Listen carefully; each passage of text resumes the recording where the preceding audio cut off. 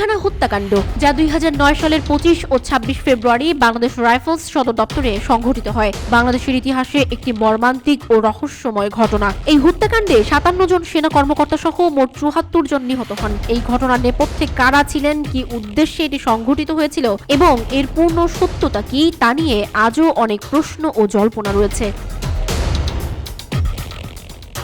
সাবেক সেনাপ্রধান general Moin you Ahmed সম্প্রতি এই ঘটনা নিয়ে মুখ খুলেছেন এবং কিছু চাঞ্চল্যকর তথ্য প্রকাশ করেছেন। তিনি তার বক্তব্যে উল্লেখ করেছেন যে এই হত্যাকাণ্ড ছিল বাংলাদেশ সেনাবাহিনীকে ধ্বংস করার একটি পরিকল্পিত ষড়যন্ত্র। তিনি আরো বলেন যে এই ঘটনার সময় সেনাবাহিনী কি ভূমিকা নিয়েছিল এবং কিভাবে ঘটনাটি ঘটেছিল তা জনগণের জানা উচিত।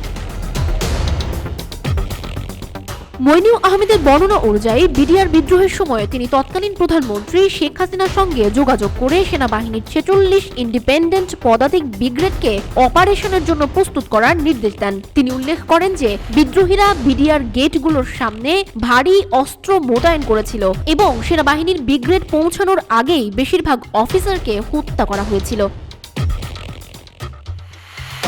জেনারেল মঈন আরো বলেন যে বিদ্রোহীরা আলোচনার আগে সেনাবাহিনীকে এলাকা ছেড়ে চলে যাওয়ার দাবি করেছিল এবং সরকার এই দাবি মেনে নিয়েছিল। তিনি এটাও উল্লেখ করেন যে বিদ্রোহীদের সাধারণ ক্ষমা দেওয়ার প্রশ্নই ওঠে না এবং তাদের কোনো শর্ত মানা যাবে না।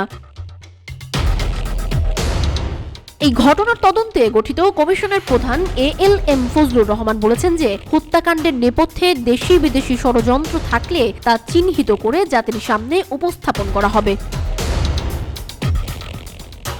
জেনারেল মঈন ইউ আহমেদ এই ঘটনা নিয়ে একটি বই লিখেছেন, যেখানে অজানা অনেক তথ্য রয়েছে বলে তিনি দাবি করেছেন। তার মতে এই হত্যাকাণ্ডের মাধ্যমে বাংলাদেশ সেনাবাহিনীকে দুর্বল করার চেষ্টা করা হয়েছিল। এই ঘটনার পূর্ণ সত্যতা উদ্ঘাটন এবং দায়ীদের বিচারের দাবি আজও বাংলাদেশের জনগণের মধ্যে জোরালো। পিলখানা হত্যাকাণ্ডের রহস্য উন্মোচন এবং ন্যায় বিচার প্রতিষ্ঠা করা এখনও একটি অমীমাংসিত বিষয়। সঞ্জিদা আফরিন সোনিয়া, রূপালী বাংলাদেশ।